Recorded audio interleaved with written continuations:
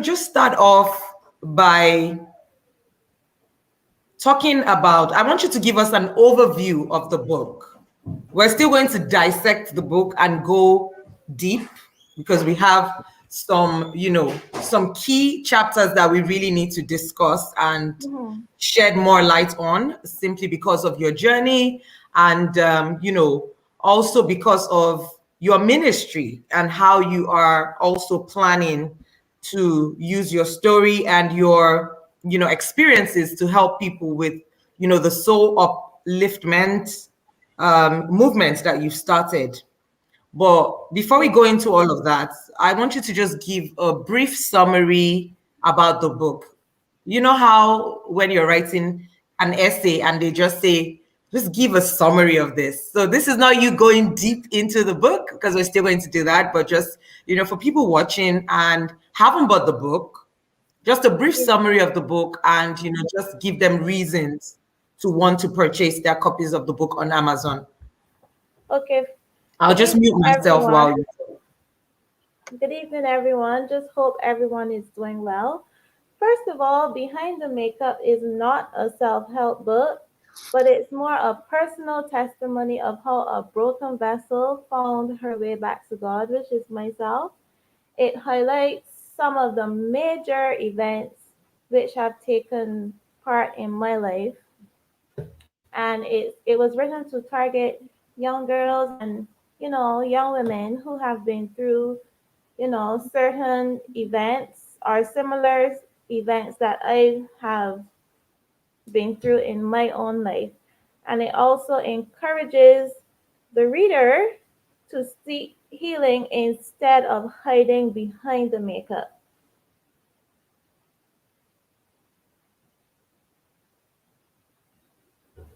Yeah, so there's lots in Thank you very store. much. Yes.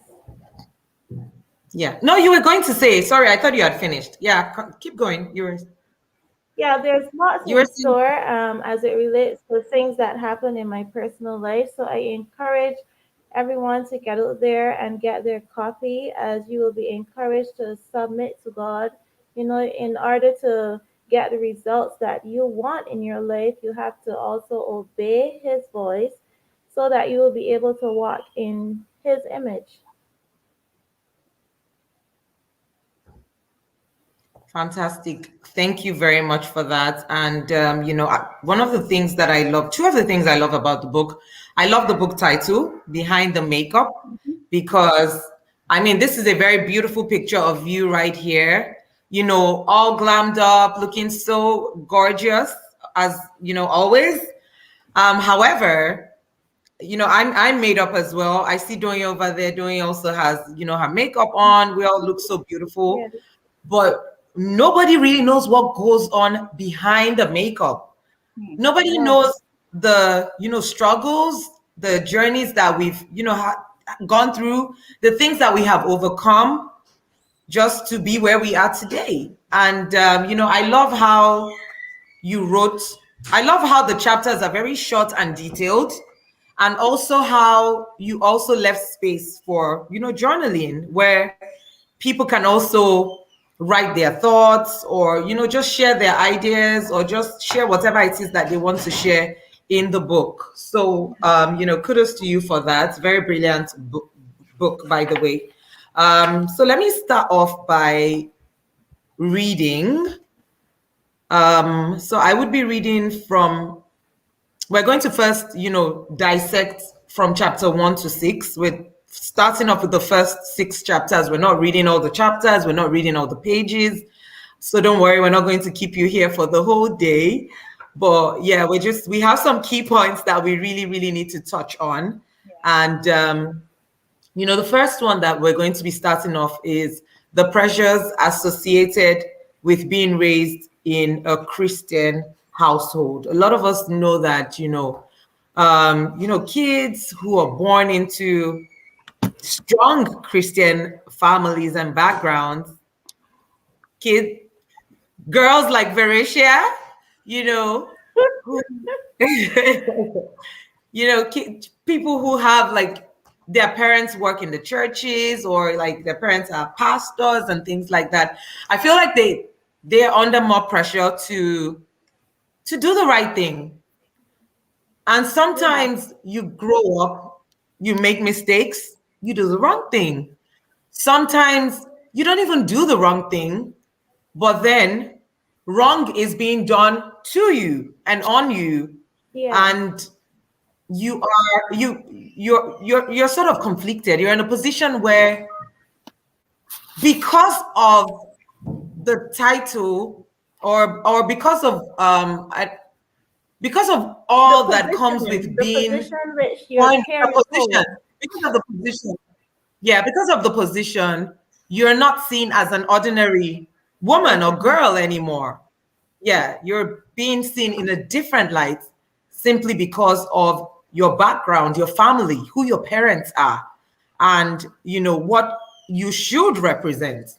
So it's almost like society has placed you on some form of pedestal, or put you right up there.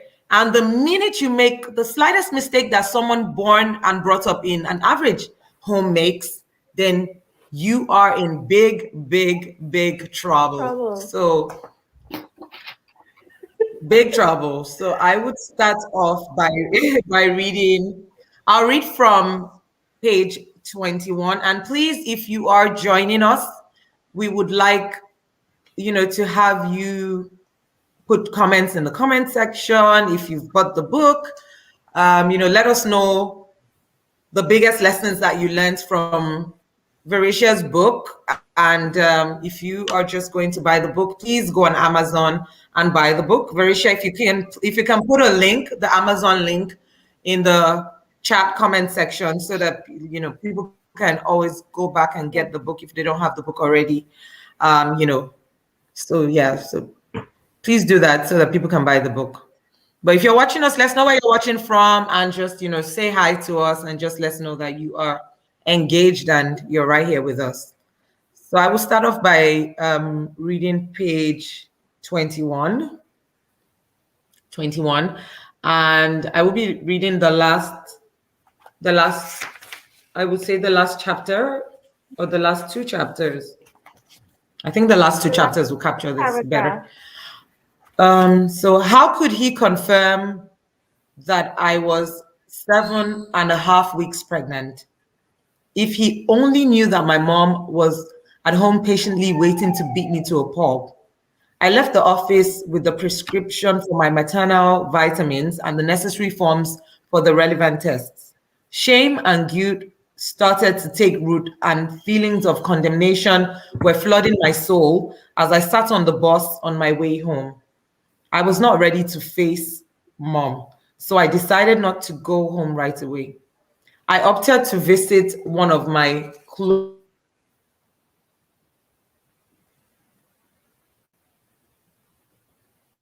This is hanging. Okay. Am I back on? Because it was hanging. Yes, you are. Yeah.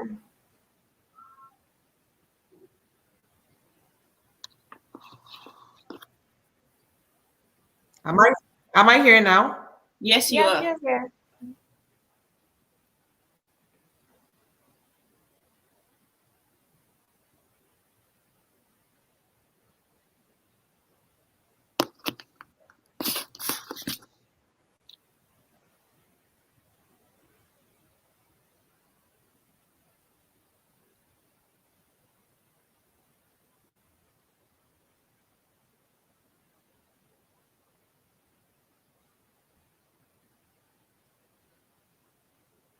Mistake, especially my family, and of course, the church.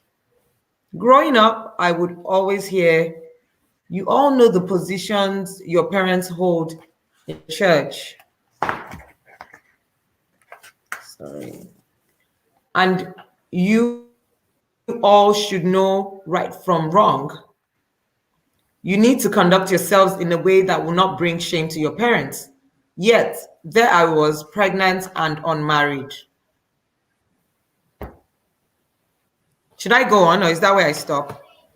Yes, and even like Yeah, That's why I as stopped. So let's a talk child. about it. Small, we grew up with that. We grew up that it was five of us, and that was drilled into our heads from the time we were babies. And one can imagine how that stereotyping would have you growing up in society. Yes, we knew that, we knew right from wrong. We were taught it very well. But then you grew up as a child with all that finger pointing, and it's like you can't do anything that is wrong. It makes you wonder to yourself, why can't I be like everyone else? And then temptations like start, because then you are curious as to why I cannot do this particular thing. So even though we were in church morning, noon, and night, the fact that we did not, had any kind of idea what was going on the other side, it created questions in our minds.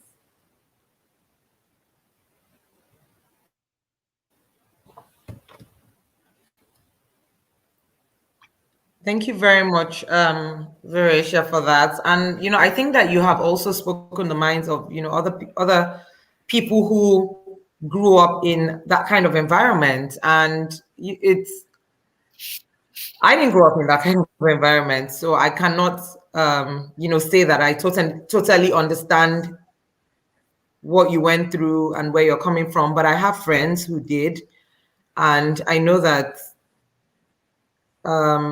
the pressure is always a lot, even growing up, because people want to see you in a certain way. And even when you're young and then you start to grow, people still want to see you as that little girl, or that daddy's little girl who hasn't grown up. So, well done. Even Doing, do you want to I say would want something to about, do you want to add anything to what you I'll just say I can relate, considering that I also grew You up. were what?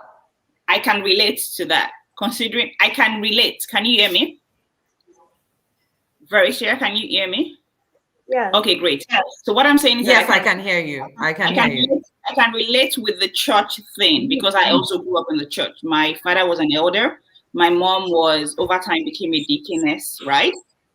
And then we grew up in a typical like traditional and cultural Christian church. So for people who understand, like those CAC churches, so where you are not Yeah. expected to wear trousers, if possible, no earrings and all those kind of things. So my parents were in that extreme, but everyone expected you to be the prim and proper person who would do the right thing at the right time at every time. So Yeah. yeah, it could be stressful, but I think I would say more like the pastor's kids had more stress on them than people like us. Yeah. I would even add that it is not that we didn't want to do the right thing, but the fact that, like how I would explain to my children today, okay, it is not right to do this particular thing because, yes, that is going on out there, but, I would show them like both ways. But in my time, it was just that one way. There wasn't no explaining as to why you should not do this or why you should not do that. It was just you must do this. Do you understand what I'm saying? So then now the curiosity arises now in the mind as to what is that going on there that I am not allowed to do such.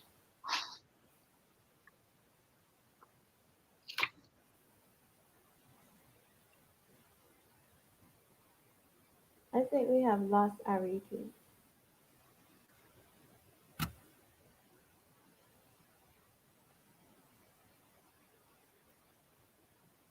Enrique is muted.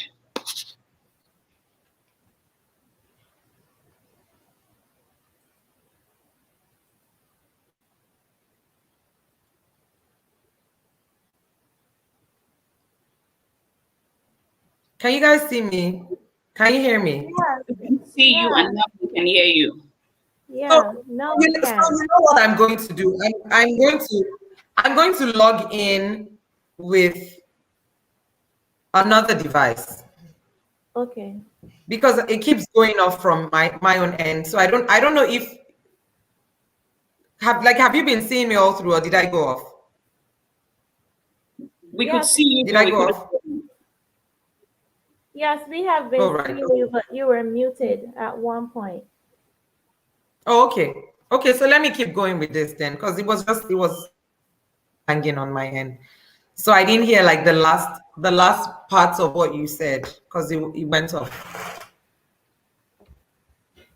Oh, I was just saying that because we were just taught that particular way, it always arises questions as why we should not do that particular thing. Whereas when I speak to my kids, I show them both sides. So then they will not question me as much because I have showed them both ways. But in my time, we were just showed that you are supposed to do this. So, there was not much flexibility in terms of explaining the whys, as in why we were not supposed to do that particular thing. So then, you tend to seek opinions from others, views from others that were obviously in contrary to what we were being taught. So it was more like orders being given as against you being explained to or made to understand, Yes, reasons for certain things. Yeah, and I think that that's very similar with the typical African, background as well. Almost similar to what Dwayne said, where you're being raised in a certain way where your parents are telling you the do's and don'ts, but you also don't really understand the reason for certain things. And I'll give you an example. Growing up in Nigeria, you would hear things like, oh, if a boy kisses you, you get pregnant, or if a boy touches you, you get pregnant. And you know now looking back, you're just looking at it and thinking, like, why would you even tell anybody that? Like, why? Like, yeah, why not just explain it properly as it is? As against saying, oh, because when I was younger, they'll say if your boy touches you, you get pregnant. So even if you're playing with boys, guys, they even when you're doing like playing a game like tag, you don't even want a boy to touch you because you just don't want to get pregnant. But yeah, now I look at my kids. My first is 13 and he's a boy, and we have these conversations, and then I'm looking at him and thinking, if even if he was a girl and I was having certain types of conversations with my daughter, and at this age you're telling a child, oh, if they touch you, you're pregnant, your child is just going to look at you and be like, duh, because they have the internet and they have all the information available to them now. yeah. So Like, even like it is very funny because even with me, like I remember when I started with my menstrual cycle, my mom was like, you can get pregnant. You got to be careful. And I'm like, but how does this connect? At that time and at that age, you're not explaining things properly. So, you always was left like in a little loop. Like, but how can I get pregnant from this? But exactly what do I have to do that it will happen? You understand? yep, you're Stay very away right. from boys, but why should we stay away from boys? I think that modern parents, like parents of nowadays, need to be more intentional. We need to be more intentional about how we raise our children. We also need to make sure that a lot of information that they receive, the first time they receive certain types of information, it would be nice if it comes from us as the parents, And, we should also try to make them understand why certain things are this way. And we should also accommodate their questions, because some parents are very quick to shut their kids up, and they're like, oh, shut up. You're too young to talk about that. You're too young to, to say that. I think that, sometimes that's even the best way when they come asking questions, just sit them down and explain to them in the best way that a child can possibly understand, as against just saying, oh, don't touch a girl, you can get her pregnant. Or, oh, don't let a boy touch you, you can get pregnant. I don't know, that's just, jeez. Yeah, Okay, but so in my opinion, I know it was done like with good intentions, but sometimes, I think it is very necessary to form a better relationship so that, the child feels free to, come and discuss, so that they could be like a one-on-one. You could discuss things in detail so that that child has a greater understanding. you are super right. So I'm just going to move on quickly, because we've almost spent 1 hour. The way time just flies, you don't even know. Like, it just, three of us are just here talking, and we don't even know that we're almost 30 minutes is already almost gone. Wow. Okay, so I'm just going to quickly read chapter 3 very quickly. Should I read the whole chapter, V? Marisha, the whole chapter 3. I was thinking maybe you could just start from the beginning, which is the first 3 paragraphs. Okay. Yeah, and then And then go to just the end. on page 27 from the 3rd paragraph. Okay. Okay, sounds good. Yeah, let's go. So this is chapter 3, and I think that this was if you're listening, if you're watching, please listen attentively. That's all I will say. Let me just say that, because you really need to listen to get the details. I remember feeling the condemnation and unworthiness as I was brought before the congregation for my sins. As I stood before them with everyone's eyes glued to me, I thought, what does my business have to do with these people? Why are they all here judging me?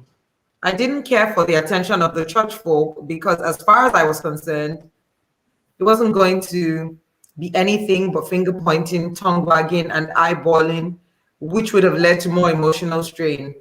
The silence from my parents almost killed me, but I felt like they had the right to, because they were my parents. But I couldn't handle the extra people. I was the 17-year-old who was impregnated by her lover, and now she needed to be brought before the church for her imperfections. So I will move on to page 27, and I will start from the second paragraph, I believe. Nevertheless, I regained my composure and tried to raise my head. I tried to not let the waves of shame and disgrace keep me below ground. I developed a prayer regime, bought lots of motivational books, and ate as healthy as possible, as I was determined to give birth to a healthy baby. Marriage did not cross my mind, as I was solely focused on my growing bump and stabilizing my emotional and mental health. Being the daughter of parents who sat on the church board was like living in an aerosol can. The pressure was so tight that you just couldn't wait for the minute to explode. Pressure from friends saying, wait, church girl, that's you. The finger pointing from the church folk could never be excluded. You see the deacon's daughter? She barely big. She really let down her church family. Church family? Where and who was the church family? I often wondered, because family never treated their own like that.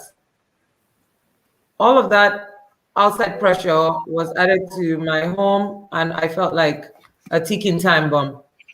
Should I read everything or go to like the last two paragraphs? The last two paragraphs on chapter on page 28. 8 and 9. 28, on page 28. Yes. Okay. Okay. I was faced with the gnashing jaws of gossip. I wondered where the love, compassion, and mercy had gone. There were some people who even pretended to care, but I later realized weren't genuine. They were all acts of inquisitiveness to dig into my personal life. So I put on my blinkers, put in my earplugs, and honed in on what was ahead of me. Yes, it was a struggle at times as I would lie alone in my bed at night thinking about what people were saying and how my parents were feeling. But in spite of it all, I remained prayerful and hopeful. I asked the Heavenly Father daily to bless me with a healthy baby. I also asked him to bless him or her with a mind blowing level of intelligence. And lastly, I petitioned him to grant me a pain free labor and delivery. Very deep, very deep chapter. And V, over to you. And then after you talk about that chapter, I would also say one or two things, and Doing would also speak as well. Yes, even as I can remember going through this time, remember when we heard that story in the Bible which talks about the woman who was brought to Jesus, how everyone wanted to stone her. In my mind, I thought of that because that is how I felt at the time, because I was brought before the entire congregation. And I was like, what would have Jesus done at this particular time? Would have he done this? In that story, he told the people, who is without sin cast the first stone. First one. Mm-hmm. None of us are perfect and we all make mistakes. What we have to do when we make that mistake, we acknowledge that we have made that mistake. We ask for forgiveness and we try to move on from where we are. But if you are constantly going through that phase of people saying this and pointing fingers, it causes you to lose your self-confidence, your self-esteem, and you don't feel compelled to even go forward, even to improve yourself from that part of your life that you have messed up.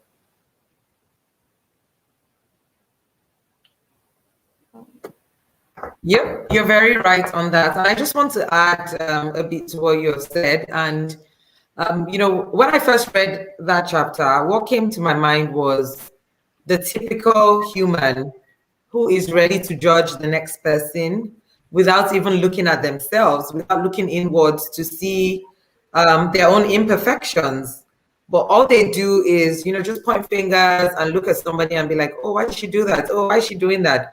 But meanwhile, they even do worse. It's only because nobody is seeing what they've done or what they're doing. So I love that I love how you wrote that chapter, because this was you being attacked, and this was you were being brought before the whole congregation, and fingers were pointing, tongues were wagging. It was almost as if, oh wow, she's the devil, like she's the worst person ever. But meanwhile, there will be people in that congregation whose daughters have been pregnant before. Some of them, the daughters might even have been pregnant for their fathers, because there have been so many stories on social media that you read where you see that a father was, in fact, there was a recent story. A father impregnated two of his daughters. So sometimes it's even the mom who takes them to do the abortion, their mom.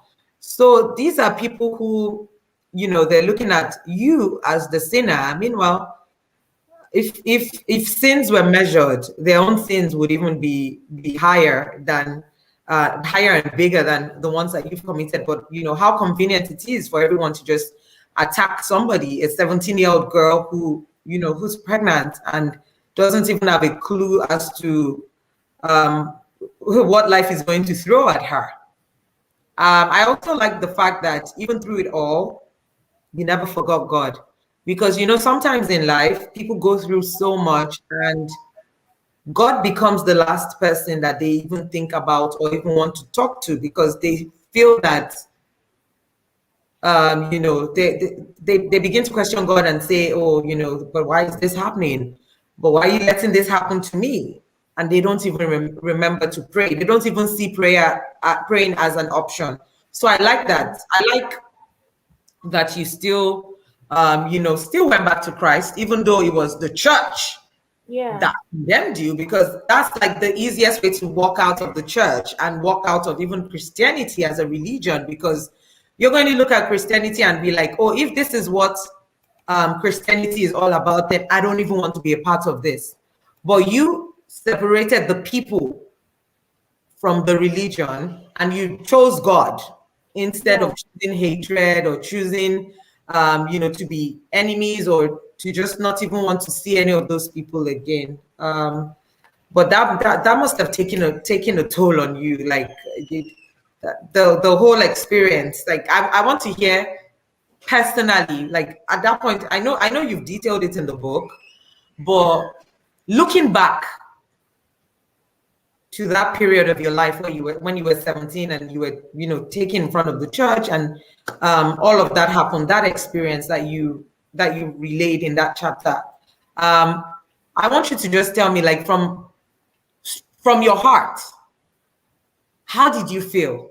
Okay, I would say that it was a very lonely time for me.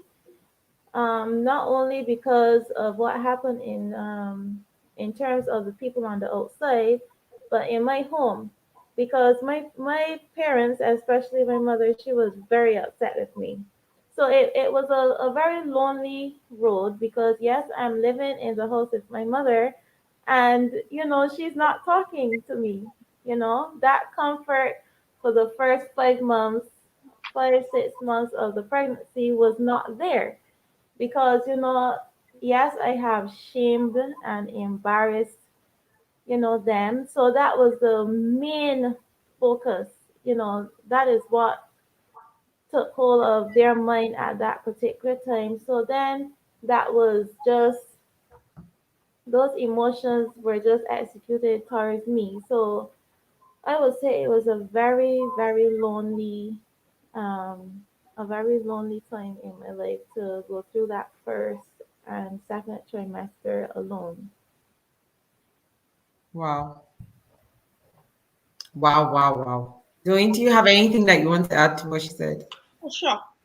Me reading this book from the beginning to the end was deeply emotional for me, and something that I am able to pick out from, at least we're talking about chapter 3 right now, is the fact that, so I'm just going to read briefly. Trust me. It says in chapter 3, it says, I remember feeling the condemnation and unworthiness as I was brought before the congregation for my sin. So at that point, it made me realize that a lot of people, all of us, right, at one point in time in our lives, right, it doesn't have to be getting pregnant, right, like she did, right, we have committed a sin. We had done something that we weren't proud of, right? So, but looking at this, the way she felt at this, what she's saying in this book for me was like, man, I was deeply emotional. And then another part that jumped at me in the same chapter was the part where she was saying that she felt like the woman who was brought to Jesus to be stoned.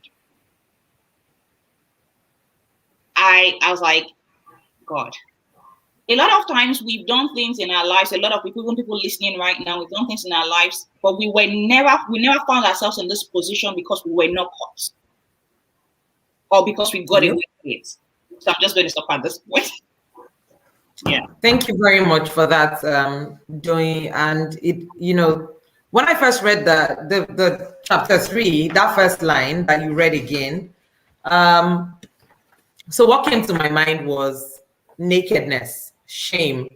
So it was almost like they've taken off all your clothes and they've put you right in front of the church, in front of everybody, and they are saying, look at her. It's almost like, I don't know if Varish, I don't know if they used to do this in Barbados, where, because in Nigeria they do it, where they want to shame somebody, or a woman is indecently dressed and people are going after her, they're clapping and they're booing her and saying all kinds of things to shame the woman just because maybe she's wearing like a really short dress and there are a lot of men around there. So for me, it just felt like, yes, let's shame her.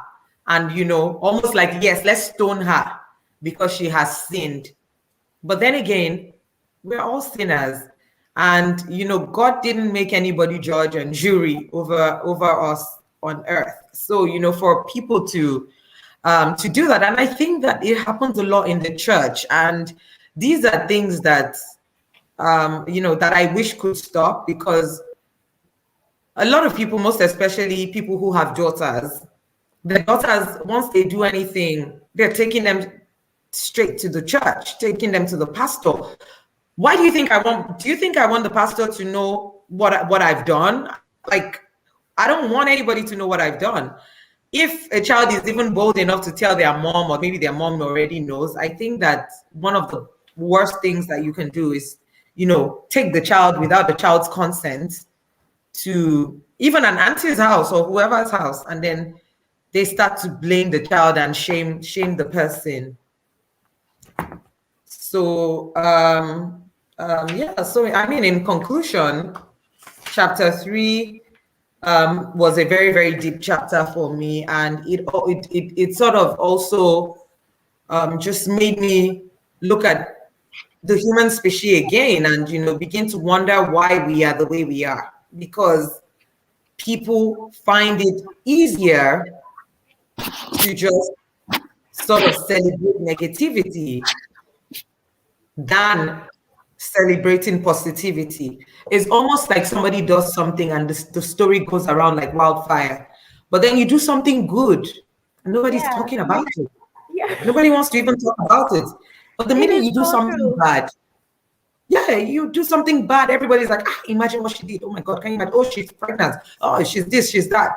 But then you go to an orphanage, then you take clothes for the kids, you take food, you just show some acts of kindness, charity, and then people are like, yeah, but she's the first person to do that. What's the big deal? Yeah. Nobody cares. It is true. God help us. So there I was at that time. Yes, I became pregnant and I was still not married. So, that is like a big red flag. At that time, I didn't even understood like how I got pregnant. Far less thinking about being married. Like, that was totally out of the picture, So I don't know if Sister Dying, she would just tell us now, like, give us her thoughts on that whole aspect of the unwed woman. Okay. Yeah. Thanks. So I guess that's the part of so this is yours. Yes, unwed and pregnant, marriage, and the church. And then we'll also talk about, who is Mr. Right, who is Mr. Wrong. Yeah, that's chapter 6. That as well. Yeah. Okay, great. Okay, not a problem. So I'm looking at chapter 2. Look at this book, Verisha. I really like the part where you titled each of the chapter, either is it foundation, concealer, lipstick, or whatever it is. For me, it was a great analogy, right? So looking at chapter 2, you titled it the concealer. So this was after the rape and everything, right? So we got to the part where we have put the old foundation scene, right? The next thing now is to conceal all the bumps, right? So I'm going to read some few parts of this, and this chapter 2 is addressing unwed and pregnant and married and the church. So I'm just going to read briefly. So chapter 2, the concealer says, as a teenager, I marveled at the pretty faces I saw on the TV magazine covers and stage performances. Their makeup was always on point, glistering and matte eye shadows, liners, and lashes, which were a magnificent completion for the eyes. The image in my mind of what true femininity looked like was now battered. So I'm going to stop at that. I underlined some things that jumped at me in chapter 2 that I have my book. It's mine. So I just folded it. Okay, so I'm going to go to page 19. And it says, unlike others who talked about their makeup as a form of creativity, it was my way of wanting to be memorable to anyone who took a quick glance at me. Having my face made up helped with my self-confidence. That's what this book is reading. As I struggled with low self-esteem as a young girl, I was not dealing with what was going on internally. So my makeup was a cover to hide all the heated battles and conflicts that was going on deep within my soul. And she said, it was more or less therapy for me. So at this point, I was like, wow. So which for me, I was like, a lot of us, we go through a lot of things. Be it pregnancy, be it someone was raped, be it financial strains, constraints, whatever it is now, work in every area of our lives. But just like Arike said, well, we're going to start this. We all look beautiful right now. Nobody knows if some of us didn't sleep overnight. Nobody knows if we have some deadlines to meet, right? Because it's all beautiful makeup I just covered. So the same way also in life, we go through a lot of ups and downs, but we're able to cover it with makeup, which she did perfectly well, and with the use of a concealer. And then looking at page 21, I'm going to read a line that says, I wondered at the last paragraph, that's what I'm reading right now for those who have the book. I wondered what I was going to do and how everyone was going to accept my mistake, especially my family and of course the church. Growing up, I think Arike read this already. Growing up, I was always hearing, you all know the position your parents hold in the church. And you all should know right from wrong. You need to conduct yourself in a way that will not bring shame to your parents. Yet, there I was, pregnant and unmarried. So yeah, so it happens. The church obviously will frown at that. We know that. All Christians know that. Even people who are moralists know that, right? So I'm sure it must have been a very tough time. So at this point, I'm just going to say, how was it for you? Verisia, I know you've talked about how you were lonely. So at this point, when you are applying the concealer, guilty, shame. Like, it was always like having this feeling of guilt over you. You feel shame. You don't want people to see you. That they're talking. You don't want to be in the forefront. So for me, at that point in time, it was just trying to cover everything. So staying back, out of the sight of people, that was how it was for me. Thank you so much for that input, Verisia. So it takes me back to page 23 of chapter 2. I'm going to read a line from the last chapter on page 23. It says, I was one step closer to keeping my sanity. That's how using the concealer. She says concealer is thicker than foundation and is used to... what page is that, Joy? Sorry. Page 23. Okay. The last paragraph.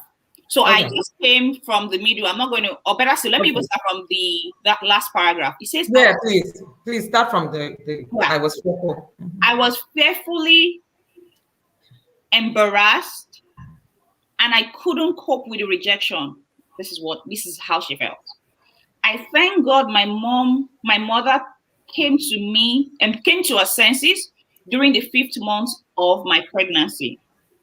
She bought me a night dress and came to my room and said, put this in your suitcase. I guess that was a way of saying you are forgiven without actually saying it. I felt better that the communication channel had opened up. I was one step closer to keeping my sanity. So thank God mom came by, right? And like I read earlier, concealer is thicker than foundation and is used for the blemishes which are visible on the skin even after the foundation is applied. I was now adding another layer of pain and hurt to the mix without dealing with the former issues. And this jumped at me. He said, the true me was beginning to lose herself. I don't know if we must have watched some movies where when you get to a point, you feel like crying. When I was reading this book, I got to that point, my heart was broken. I was like, no, this shouldn't be happening to someone. But the good thing is, this is hard. She got better. So for me, I'm like, yeah, what I see right now is someone who God has helped through it all. Yeah. So, which would lead me to chapter 6. So if you all have your books, let's move to, you want to talk about chapter 6 right now? Or do you want us to go? Arike? Well, we can, yeah. From after chapter 2, we're talking about 6. So yeah, let's go. Great. Okay, so right now, leading me to chapter 6, which is the lipstick. I talked about concealer. Someone else has talked about foundation. Now the lipstick. And like you can see us, our lips looking very good. I'm sure if we clean this off, you then see the way our lips look. Right? So this chapter 6, right? So here we're going to be talking about Mr. Right. So she's saying, yeah, I'm going to read some paragraphs. It says, emotionally and psychologically, abuse is sometimes far worse than if someone lays their hands on you. I dug an even deeper hole for myself than what I was already in. So you can see we're already in chapter 6. So meaning that a lot of things had happened. A lot of water had passed under the bridge, right? And she said, but I had too much pride to turn back. Each day, I left home with a smile, well-groomed, hair always slaying, and my makeup on. But I was emotionally disturbed. Did he really want me? If so, why all the unexplainable silent treatment? Why all the unnecessary petty arguments? Why the control and the need to silence me? Even through all this, my ego won't allow me to let him go. So yes, she was in this chapter in a relationship that wasn't the best. Yeah. So so then what she did was in this chapter, she decided to get married to him.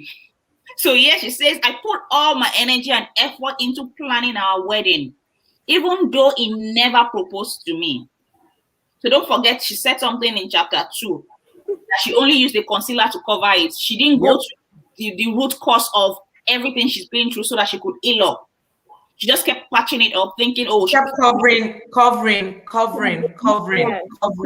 layers on layers, and which we do. So just imagine you have a pimple on your face. What do we do? First of all, I don't know all those names because I don't do all those deep makeups. But then we put concealer, we put foundation, we put bronzer, we put everything. You first put your primer.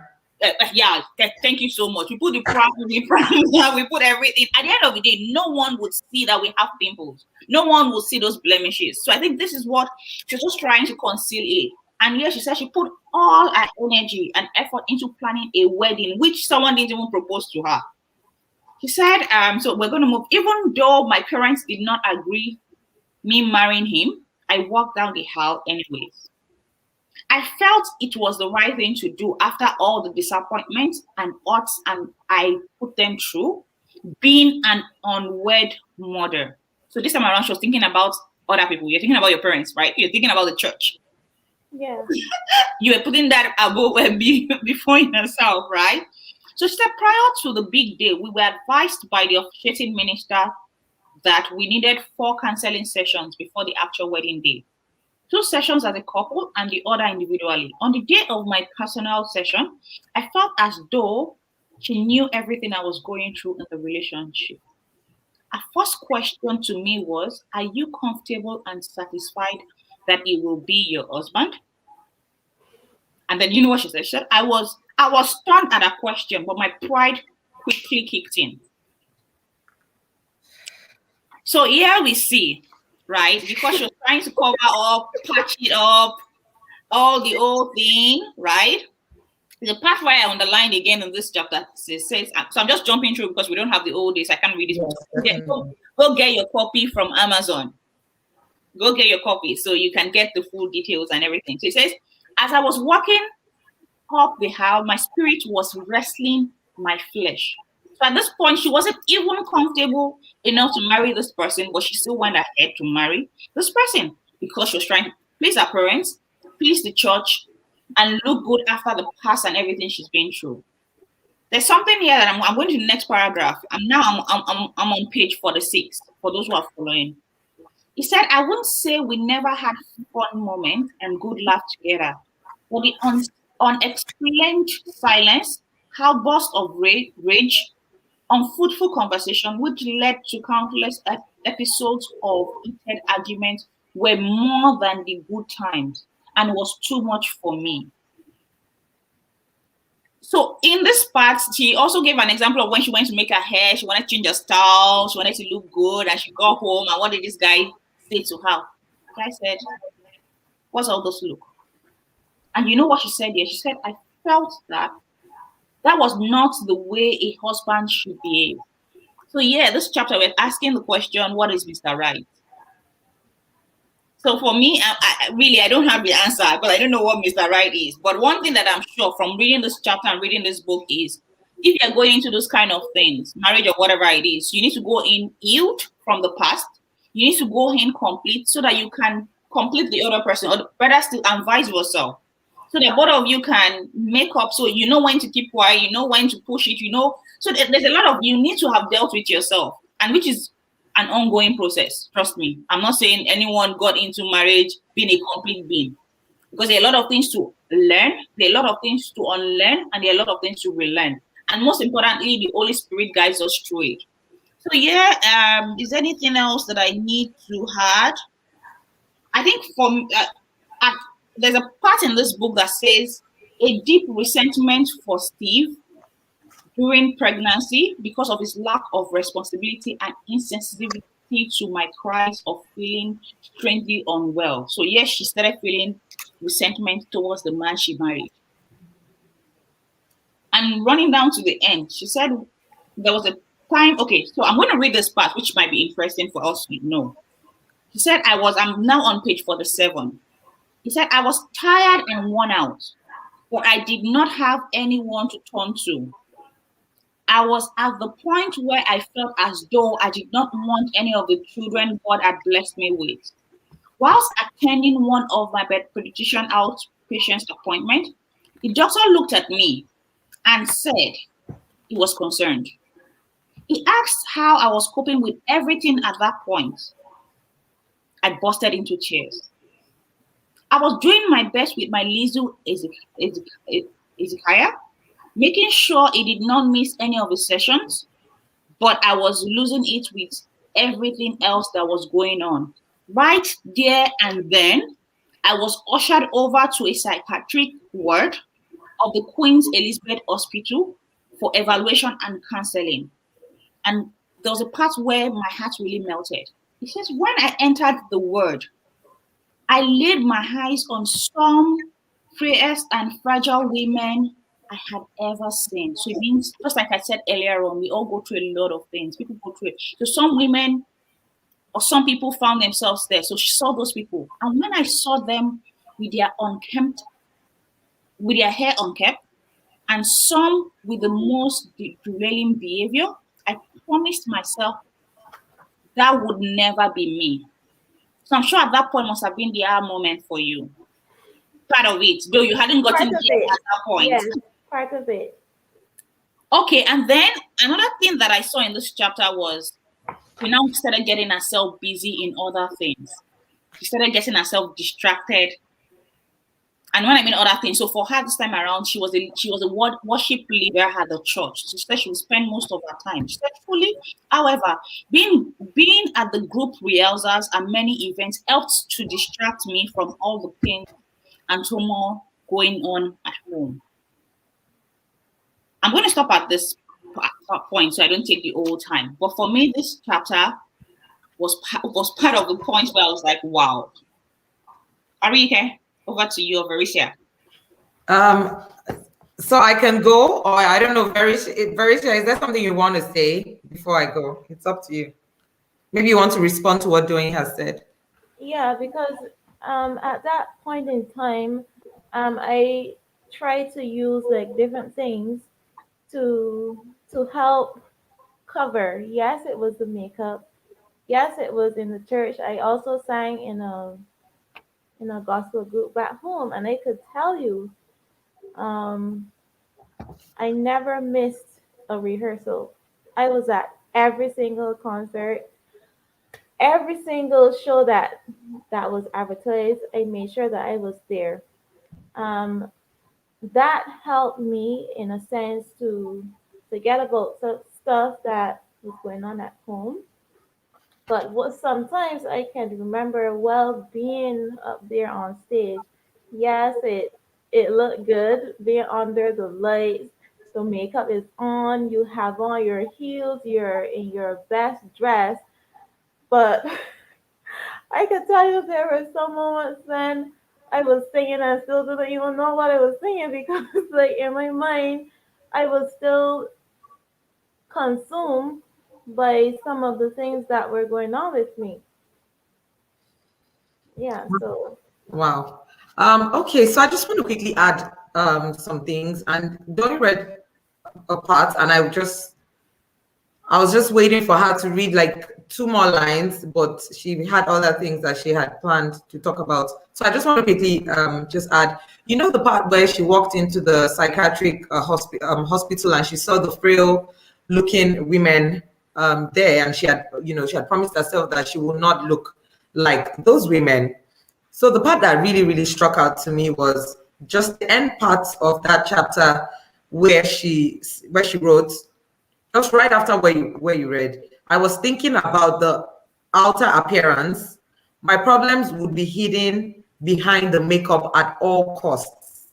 And this just takes us back to the title of the book, which is Behind the Makeup, because you know, this is her seeing other women looking frail. These are women who are carrying their problems on their sleeves. You know, you see them, you see that these women have big problems that they need to sort out.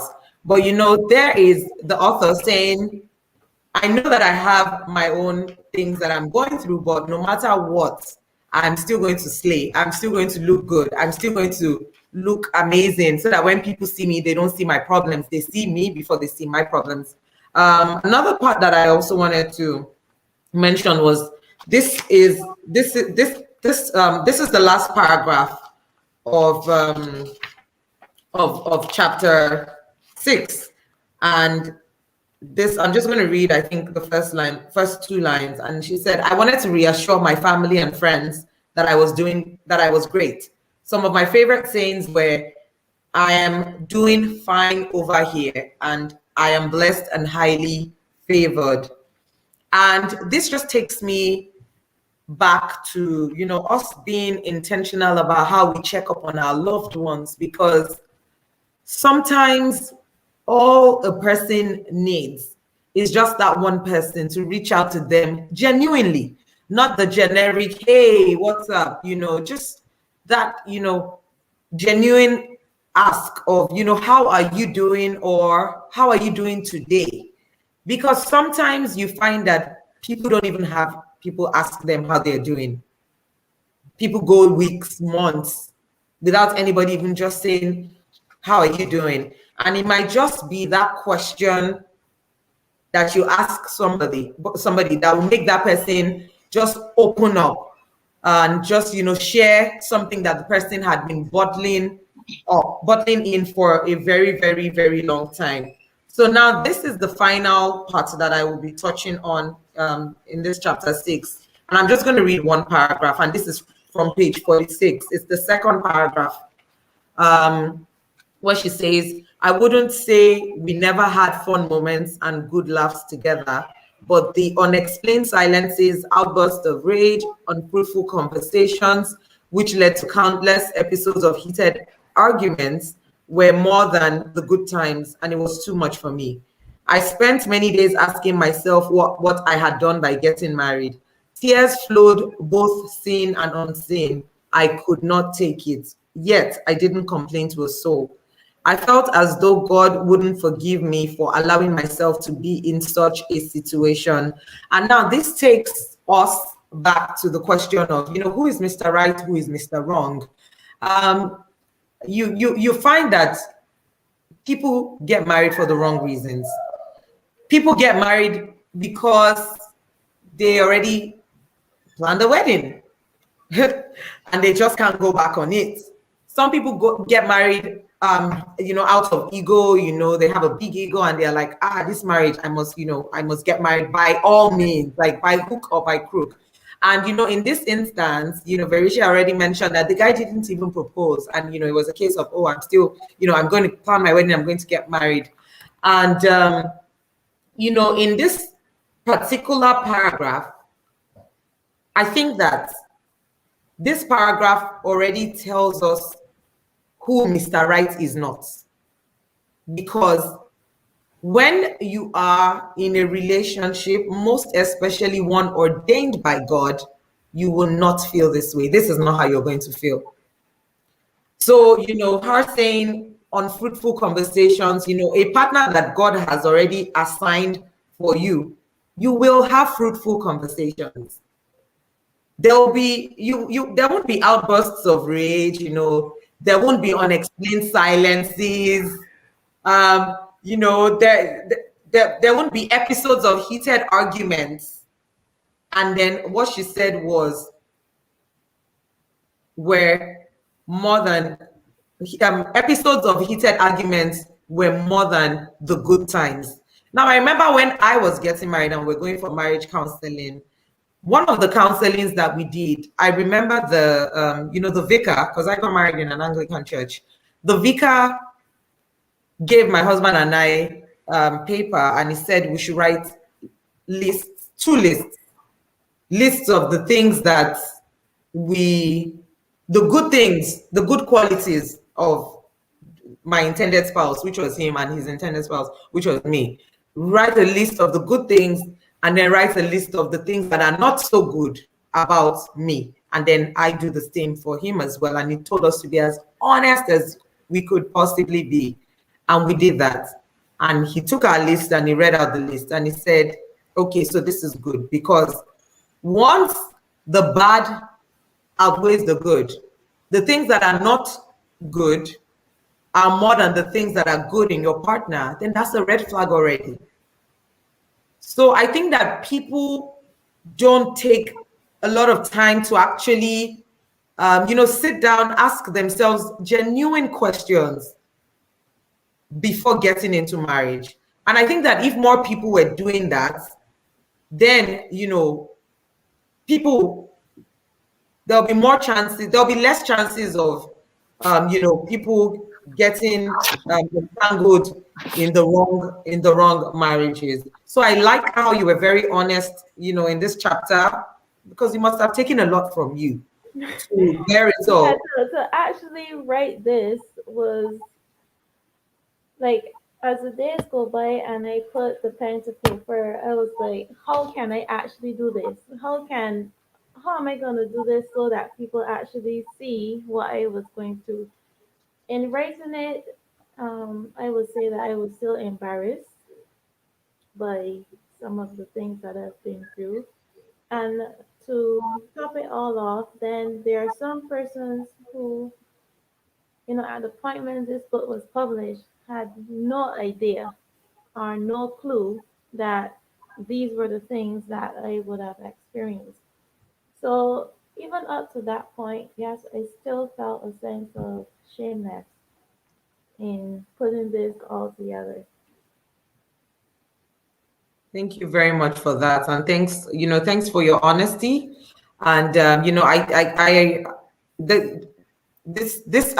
can imagine, like, I won't even say I can imagine. I can't even imagine, the vulnerability and like everything, all the stages of emotions that you must have gone through, to even put this book together, because this is like soul stripping. It's almost like you just like stripping out layers of your soul and just taking out experiences, almost like you had to relive those moments in your head just to put it down. Because I write as well, and I know that, you know, when it comes to writing, writing can be the easiest thing to do, and sometimes it can be the hardest thing to do as well. And in this instance, in this being that you're even writing about yourself, I can't even begin to imagine how difficult it was, you know, to just put pen to paper to detail your own story. And you know, I think that this that you've done right here, and you know, your experiences, your journey, your stories, your struggles, you know, this is what birthed the Soul Upliftment movement, which is going to help a lot of other people, most especially women, to believe in themselves all over again. Because if you read this book, you're going to also, like, I was reading it and I was also passing through stages of emotions, and I was angry, I was upset, I was like, why did she have to go through this? Oh my God. And you know, the icing on the cake is the end, the last chapter, because you know, what would it profit a man to go through all of this and then not now be in Christ? Like, it's almost like, so at the end of the day, all the suffering, all the condemnation, everything that the person went through, the person just went through it for going through sake. But you know, the same church that condemned you, did all those things to you, you have also now even gone back to the church and gone back to Christ, and you know, just put everything aside and just, you know, focused on God, which is fantastic. We're still going to get to all of that later on. But before we get to that part, I want to, I don't know, is there anything you want to say, V? You want to contribute something before we move on to the second segment? No, we could move on. No. Okay. Yeah. Perfect. Yeah. I think that this even wrapped it up perfectly well, because a lot of people will be watching now and thinking, how do I know who Mr. Right is? Because with relationships, you know, nobody knows it all. I don't know it all. Joey doesn't know it all. You don't know it all. Like, we're all just work in progress. Like, everybody is just trying to figure out life, figure things out. You know, but I think that what also keeps us going is the grace of God in our lives. Because once you have that grace, every other thing will just, you know, fall into place, you know, naturally, as should be. So let's go into, you've already, yeah. Okay, so just before we go into the second half, V, this is for you. Yeah. And Joy too can also, you know, give some tips as well. I would also give some tips. I know that, you know, in the book you found like different activities as well to just get your mind off what you were going through. And that is also how a lot of people cope. That's like one of the coping mechanisms, you know, people whenever they're going through stuff. You know, some people find solace in, you know, just hanging out with their friends. Some people go on social media, they want to just laugh and, you know, do things that will just make them happy and bring joy to their souls. For people who are watching us right now and, you know, have you know, a similar story to yours, you know, it could be, you know, in terms of marriage, it could be in terms of, you know, getting pregnant at a young age, and they're trying to figure out, you know, what it is, figure out life. You know, what do you have to say to them in terms of like your own coping mechanisms, how you coped and how you were able to survive? Because there are people who have not even gone through half of what you went through and they committed suicide. It doesn't make them weak. It doesn't make them, you know, we're not here to shame them or anything, but sometimes people can't just take it. They can't, and they don't know what to do. So for people who don't know what to do, you know, they're in similar situations, or, you know, then some situations of their lives where they don't know how to move forward. They don't know what to do. Based on how you coped during your own downtime, what are those coping mechanisms that you can actually, tell them to adopt? Well, I would say that, okay, first of all, um, people cope because they don't realize what is their worth. You have to know that you mean and you are valuable, not to accept certain things in your life. And it does not make sense trying to patch up, trying to correct one thing with another bad choice. That is what you have to realize, um, in order not to fall into making such bad decisions and also accepting mediocrity. That is what you have to realize first of all. But in terms of coping, I would say, and I'm speaking from a point of view of as a Christian, I would say I would be in a circle, in a positive circle where you could share your views, you know, have people to pour positively into you so that you can be enriched. You could share your thoughts, your ideas, you know, things that you may be going through. Find a group where you can identify with that can help uplift and encourage you. And also, I would say that, um, instead of focusing on negative aspects, talk to yourself daily, look into the mirror, encourage yourself, forget about the rejection and all of that, and pour positivity into yourself. Pray and ask God to help you daily because you cannot do anything without Him. That's the truth. You cannot. And then as time go by, you would see that your spirit is going to be lifted. Your those overwhelming feelings of guilt and shame, they're eventually going to go away. You are not even going to care what people even think, or or how they may perceive you to be as the individual. And like one thing I would say, I'm very sorry that it took me so long even to realize that.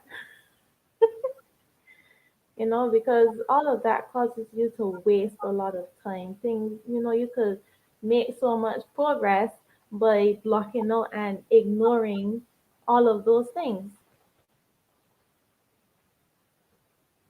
Fantastic. Thank you so much, V. Thank you very much.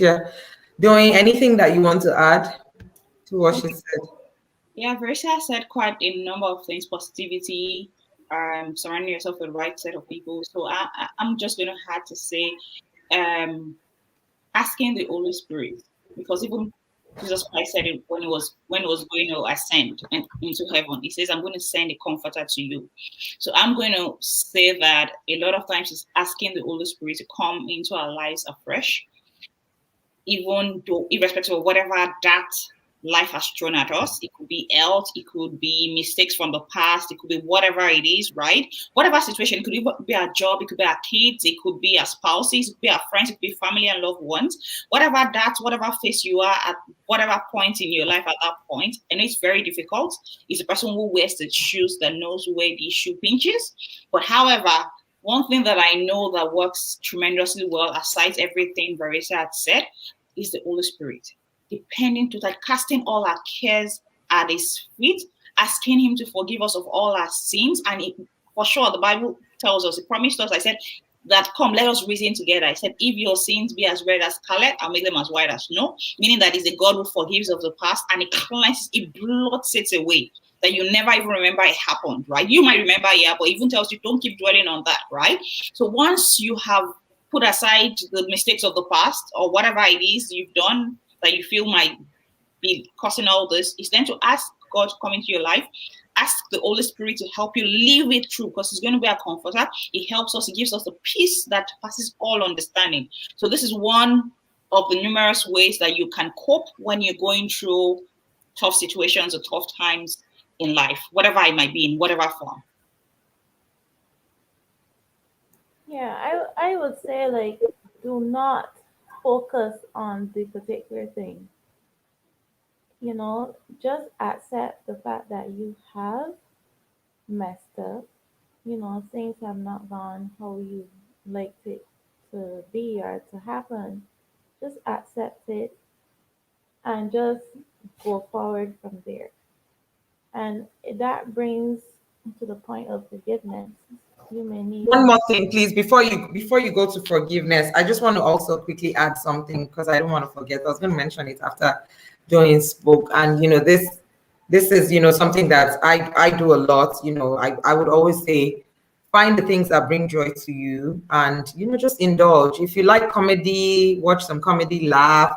Just things that will make you laugh. Even though it might seem like a temporary fix, but there and then you're laughing, and when you're happy, when there's joy in your heart, it also it takes away whatever it is that you're thinking of. And I also want to mention something. Some people cannot find joy except it's in man. Now, never ever tie your happiness to another individual or to a man or to your marriage or to your friendship, because sometimes some people are so focused on humans, and the minute they get disappointed or things don't work out, it can be a relationship, it can be a friendship, your friend ghosts you, your boyfriend ghosts you, and then you're just depressed and you feel like your life has ended. So just never ever put your 110% happiness in a person, or don't let your happiness just be as a result of a person. Yeah, that's what I want to say. V, please go. You're going to talk about forgiveness. Yeah, I was just gonna say that that plays a very important role when it comes to moving forward. You know, um, to fulfill your destiny, your purpose, or whatever. Because holding on to those things could stunt your growth. Even like in the first chapter where I talked about the rape and my parents wanting me to keep the baby and all of that, like I was extremely angry with them for a very long time, because I did not feel, at that time I did not want to have a child, especially in that um, likeness. So I was upset with them because I thought or I felt that they should not put religious views or thoughts before considering how I may feel. And I would say that it took me a long time to forgive them for the way how they thought previously. So after all of that, all of those years of, with all of that on the inside, you know, after freeing up myself from all of that and forgiving them, you know, I felt better. I mean, it was a great feeling to release them from all of that. And like, no, I could have any conversation with my mother. I literally tell her everything.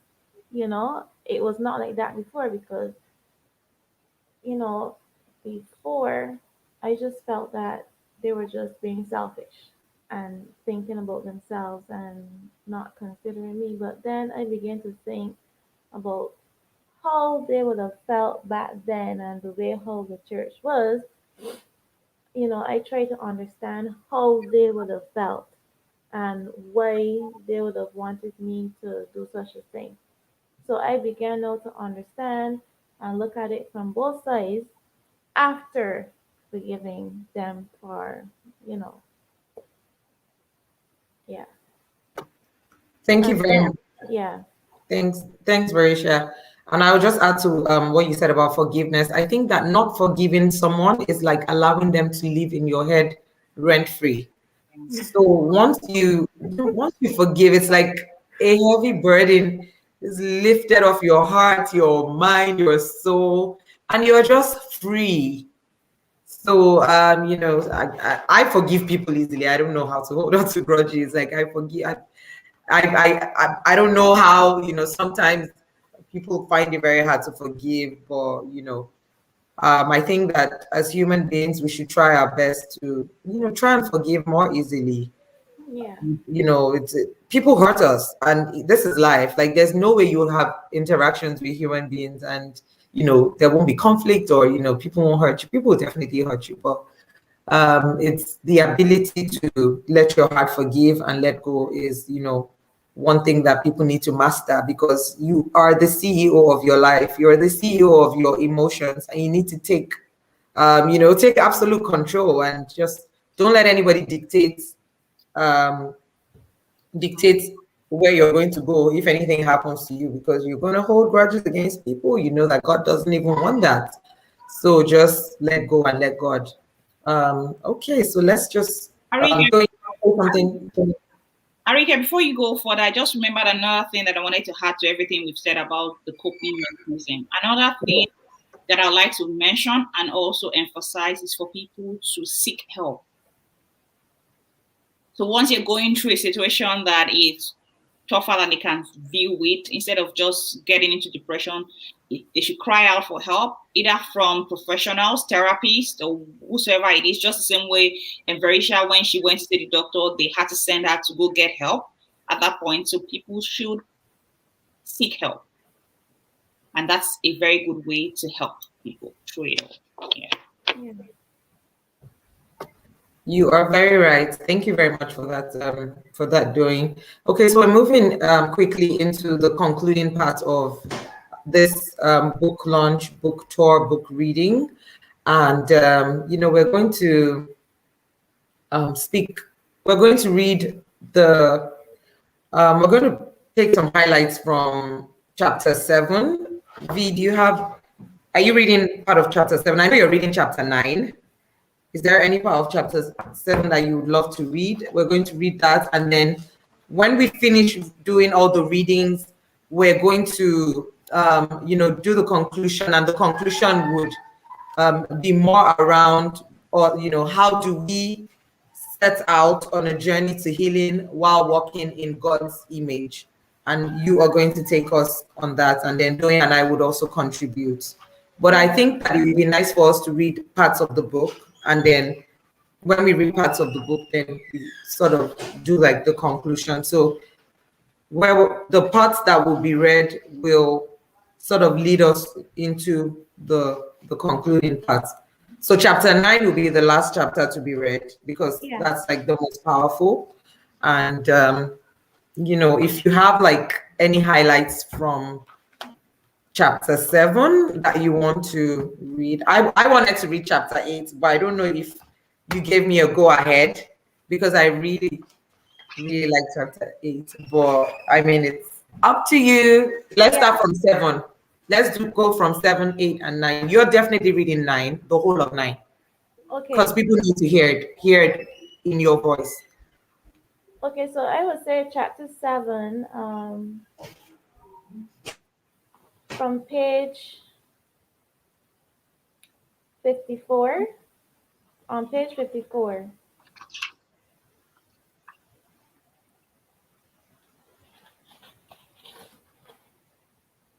Should I read it? From the second last paragraph, where it says, I had to allow God. You want to read that part? Okay, so I should read the paragraph of I had to allow God. Yes. And then stop at the end of that paragraph. Yes. Okay, perfect. So this is page 54, and it is chapter 7. And this chapter is about makeup remover. I had to allow God to reverse the cycle and pull me out of the rut. It took me 8 years to complete a 4-year degree, but I did not quit. I had to speak life back into my dying spirit. Every day, I spoke these words of encouragement. I am beautiful. I can make it. I am victorious. I am not a failure, and I will not let anything stop me. I will keep pressing forward. While doing that, I prayed daily and asked God to remember me. I wanted him to know that I was I wanted him to know that I was ready to turn my life around and I was ready for his help. At the end of the day, he is always willing, but we have to accept his help.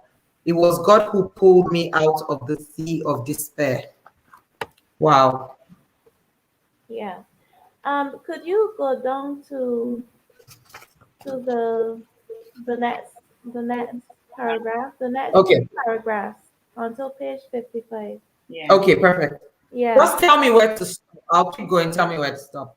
Okay. I implore all of you wonderful and beautiful ladies whom God has created so meticulously to listen to the wisdom of your parents. I would have saved myself a lot of hurt and pain if I had listened to them many times. In the long run, you would realize that their guidance is like a canopy. It's like an umbrella of protection from human predators, vindictive minds, and manipulative characters who seek to defile and brainwash minds with little or no experience.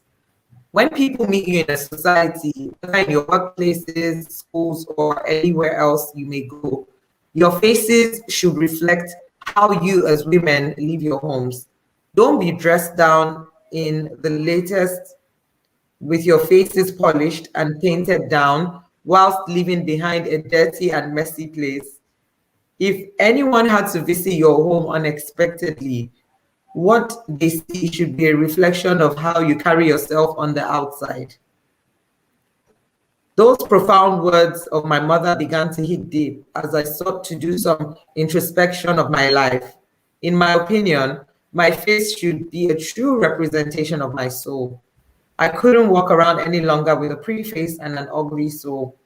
Yes, there will be times when we won't always look or feel our best, but we should not hide ourselves behind a mask. Should I keep going? Yeah. Yeah. Okay. The kindness, reassurance, and comforting arms of the Holy Spirit are what held me together. I could not be bothered anymore with what people, the church, or what my family thought or said. It was difficult and somewhat challenging, but every day I had to realign my thoughts, press through, and keep my faith in check. Through those situations, I became more vigilant and careful with whom I allowed in my life. I was sure that I could do all things that God created me to do and be successful with His guidance. Yeah. I love this. I love it too. I love, like, there's some kind of peace in this chapter, like some kind of peace to the soul with this chapter. It's almost like, you know, A rebirth. fine. I said a rebirth. Yes, it's like a rebirth, and it's also like a way of saying there's a Yoruba, like where we're from, there's a Nigerian proverb that says something like something that I don't remember the proverb, but Doing might remember it, but something along the lines of what an adult can see from what an adult can see standing, a child cannot see from the top of a palm tree, something like that. So it's almost like, in as much as sometimes our parents come across as being very mean or being very pushy, but it's almost like they can sort of see the future. And no matter how high up in a tree a child stands, the thing that his parents can see just by standing on the floor, that child will not see it. So it takes a level of wisdom to be able to understand certain degrees of life. And, you know, in this chapter, it's almost like you coming to say that, you know, in as much as you've gone through what you've gone through, but the words of your mom, of your mother, you know, would always ring in your head. And it was like, oh, if you had listened to her earlier on in life, you know, you wouldn't have had to go through all these stages of emotions and things that, you know, that you went through. So as Doyin rightly said, it's more like a rebirth, you know, like, you know, you coming back to life. And I think that those are some of the things that I really, really liked about that chapter. So do you want me to move on to chapter 8, or do you want to say something? I think maybe let me Read chapter read 8. and then we can read. Then we can go on 9, and then we'll just have a general discussion. And this chapter 8, I was the one that sold my market and told V, I was like, please, I want to read chapter 8, because I feel like chapter 8, I think that, everyone can relate to chapter 8 in terms of like people's experiences in life and how, positivity should always be the direction where we're going to, and also surrounding ourselves with positive-minded people. But let me read, and then when I read it, I guess more people understand where I'm going. So chapter 8 is the new face, and that's one of the reasons why I really, really, liked it. Because this is like, I'm coming out. I want the world to yes. Yeah. So yes, okay. So chapter 8 goes, as human beings, we tend to revert to the things that broke us. Our mind is like a recording studio, and we sit and replay the depressing scenarios over and over that cost us shame, hurt, and disgrace. If you want to be free from emotional and psychological enslavement, you cannot continue to sit and waddle in the mud. Isaiah 41 chapter 10 says, Isaiah 41:10, verse 10 tells us that we should never fear, even when we are broken, because God will give us strength and hold us up when we find that we can't hold ourselves up. After doing some soul searching, I realized that I needed to filter out any negative energy that came my way. In order to protect and maintain my sanity, I had to ignore the opinion of others. I learned that making mistakes is better than faking perfection. Some people will point their finger at you with negativity, but you have to choose to not let it affect you. Just put on your spiritual blinkers, put in your spiritual headphones, and focus on your purpose in life. I love that. We must understand that the spirit of accusation does not start with a person, but with Satan. He is the accuser of the brethren, and he is totally against the Heavenly Father extending his grace to us and forgiving us of our sins. Then I heard a loud voice saying in heaven, now salvation. This is from Revelation 12:10. Then I heard a loud voice saying in heaven, now salvation and strength and in the kingdom of our God and the power of his Christ have come, for the accuser our brethren, who accused them before our God day and night, has been cast down. The Spirit hovers over us, casting accusations, setting up the blame game, and suggesting all kinds of what ifs, maybes, and should haves, reminding us of mistakes in the past, the very things we cannot change. You may realize that every time you reach a higher place in God and in life, a little voice in the back of your mind may say, you forgot what you did. Where do you think you are going? You don't really deserve anything. You should be ashamed of yourself. Who do you really think you are? Satan brings these thoughts to keep our minds hostage. We have to fight against that voice before it takes control of us. We should always remember that we are kingdom citizens, and the greatest attorney that has ever walked the face of this earth pleads our cases. We do not have to fight alone. I believe that some of you have been staying up all night worrying, then putting on a happy face and faking it the following day. No one knows the hell you are going through. Each day you wake up, you feel like you want to die. There is no one around for you to talk to, and you feel alone and lost. If that is you, I want you to know that there is hope. God has so much in store for you. When we find ourselves under the weight of life's pressures, crushed until we have nothing left, the devil will trick us into finding ungodly ways to cope while still holding on to the pain. Here's the thing. Coping strategies only provide temporary relief, and Satan loves to make us believe that all is well, but he's a liar. I made sure I was present at every practice or rehearsal session I attended every worship conference you could think about, and I never missed a performance. Many times I was there in body, but still troubled. I was using those activities to cope, but I was still deeply troubled. Stop covering up all that is going on. God's desire is for you to be free and completely delivered. Don't let the enemy fool you into camouflaging your hurts. Cry out to Jesus and ask him for deliverance so that you can be fully healed. This book is not about telling you to throw away your makeup, but it's about finding the real you and not using makeup as a cover up. Wear your makeup and let it enhance your beauty, but make sure that the inner matches the outer.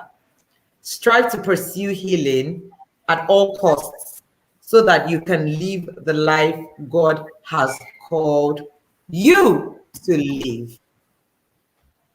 Love, love, love it. Love it. And it also takes us back to one of the things that I think it was Joanna mentioned earlier on. Seek help. If you need help, seek help. Reach out for help.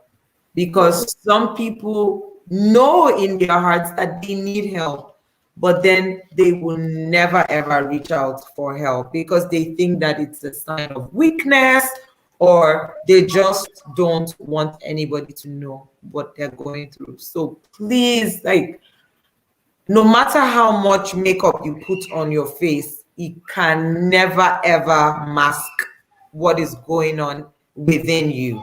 And the inner you is more important than the outward you. I think that, once your soul is cleansed, it would even tell on the outside, whether you're wearing makeup or not.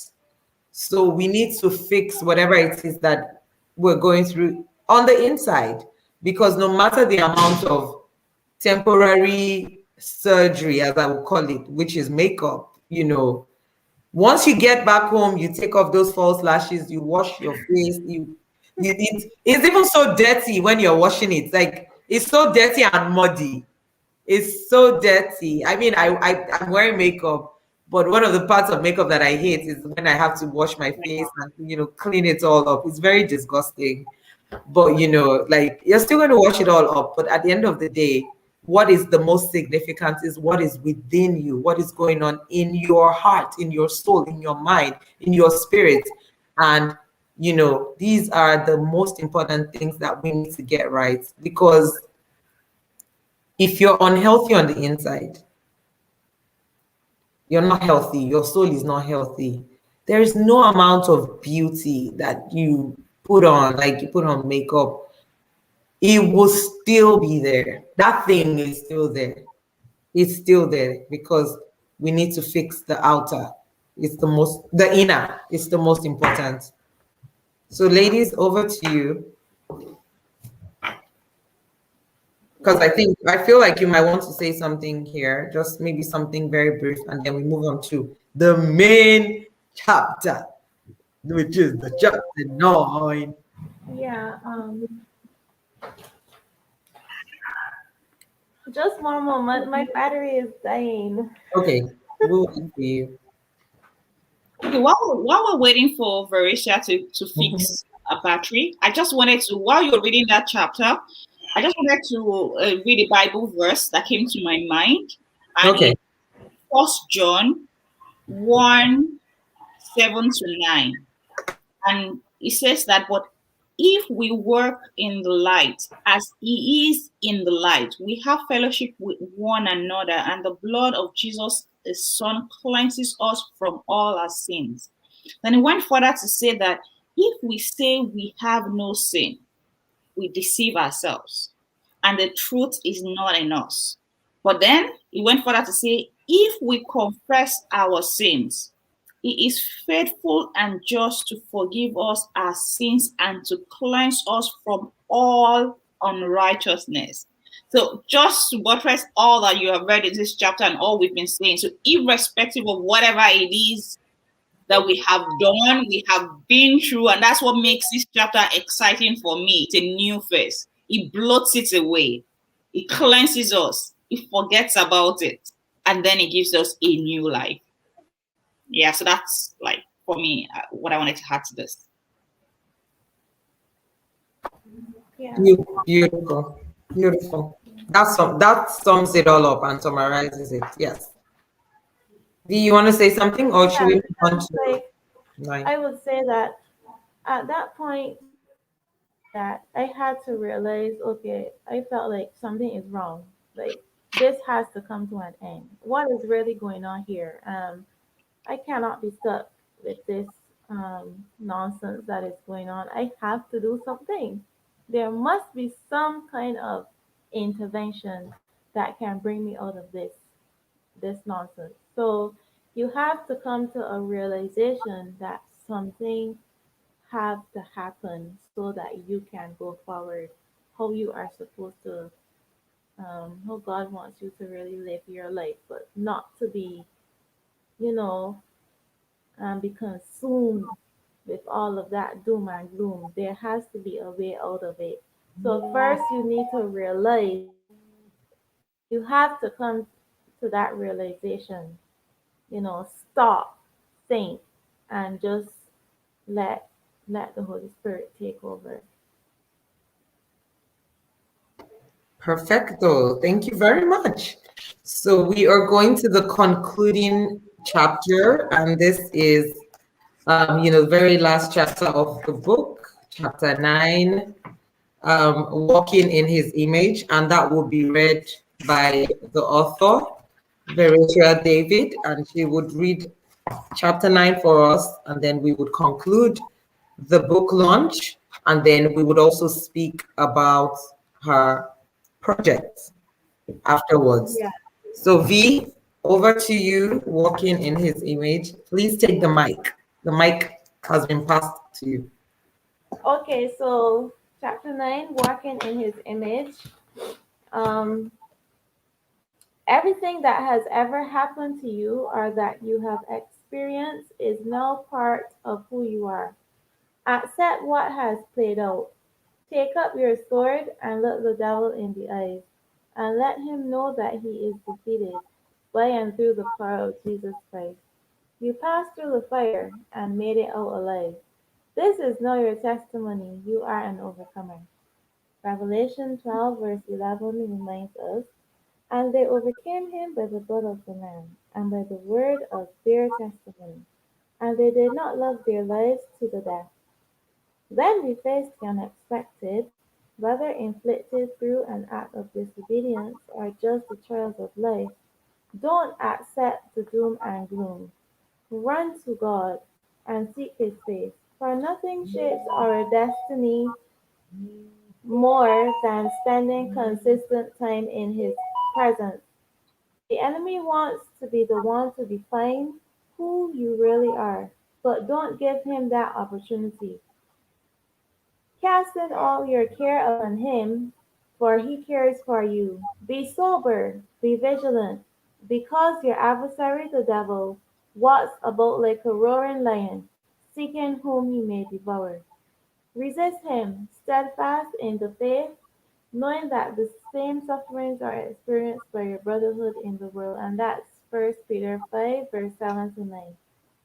Don't spend too much time wondering about how you got off course. Stop allowing people to guilt trip you, as this leads to too much time spent reminiscing on the negative events that took place in your life. Refrain from blaming yourself. It happened. Now it's time to move on. It takes time to break free from the chains of bondage. God is more than able to start declaring the praises of Him who is able to bring you out of darkness. Offer up your body as a living sacrifice. Love God with all your heart, soul, mind, and strength, and show gratitude to Him daily. Let those characteristics become part of your daily routine. The more you work at allowing Christ to shape who you are from within, the more fruitful you will be as a person. Always rest on the promise in 2 Corinthians 5 verse 4.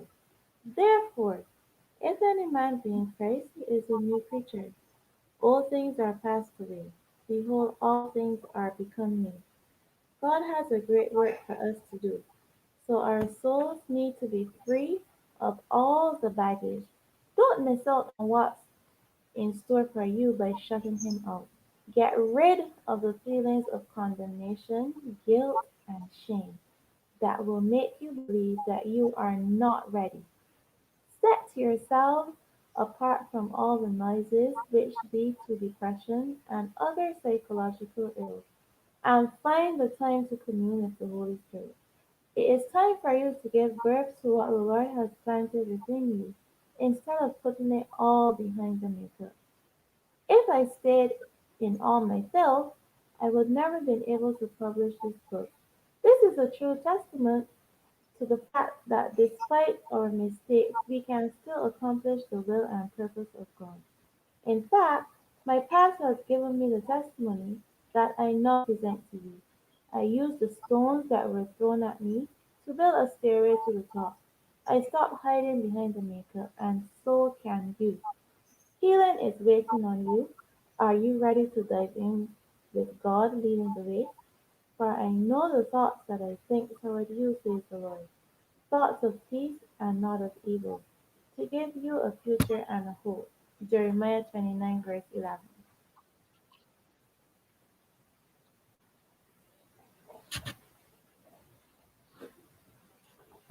So, yes, that chapter um, is a very deep chapter. It's like the icing on the cake for this book.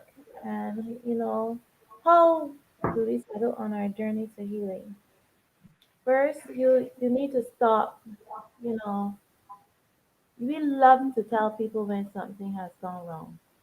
This happened or whatever happened. Stop waddling. I call it waddling in your brokenness. Stop waddling in your brokenness. You know, we feel, yes, we do feel, have feelings of guilt and we have feelings of shame. People keep telling us and reminding us about these particular things. But we should remember that Satan was is the accuser of the brethren. He always was the accuser of the brethren. So just be reminded that when people come to us, reminding us of these things, shut it out. Forget it. Don't be rude. Don't um be seen like an unmannerly person. But like sometimes you just have to tell people where and how to get off, but in a nice manner. You know, keep far from that negativity. You know, enrich yourself with the word. Do things that will uplift your spirit. Read books that will be edifying to your soul instead of, you know, constantly having daily reminders of those things that have happened in the past. And farm, develop a strong relationship with God. Let it be personal, not just be like a routine, but it has to be personal. Like in my situation, yeah, I was still going to church every Sunday. It was literally mandatory. Yes, I was in church, but I was not there. If you understand what I'm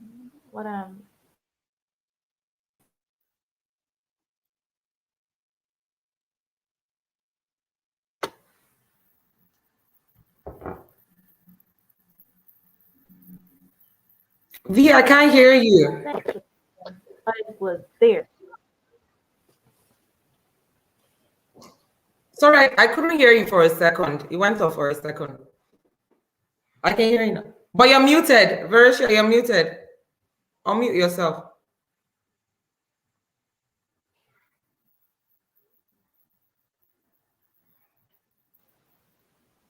Yes, I was saying that. Yes, I was present at every single thing you could possibly think about. It was announced, and I was there. And I I would say that I was too consumed with everything that was going on around me to really have that real and strong connection. You know, how I was supposed to be, to have that real relationship with God. I was too consumed in everything, yet I was present. You don't only want to be present, you want to be connected.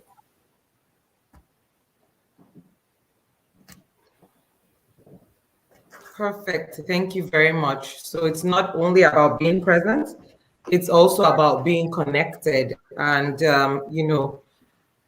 I love your style of writing. In fact, I would say it's similar to how I write, because I was reading and I was like, oh my God, like this is how I would have written this as well if I had to write this. Very easy to read, easy to understand. And, everything that you've gone through, I'm so happy that, redemption has come. I'm happy that you've gone back to Christ, and you're also using your story to help other people who have gone through this, because you find that people there are a lot of people who they've gone through so much in life. Some of them are really, really broken, and instead of trying to heal, they find joy in also in also getting other people to sort of experience what they've experienced.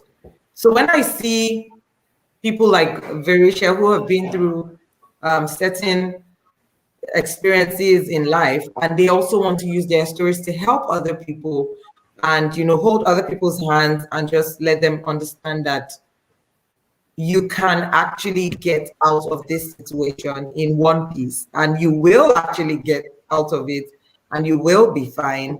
It's very commendable. And the fact that now you have also started soul upliftment, which you're going to talk about right after.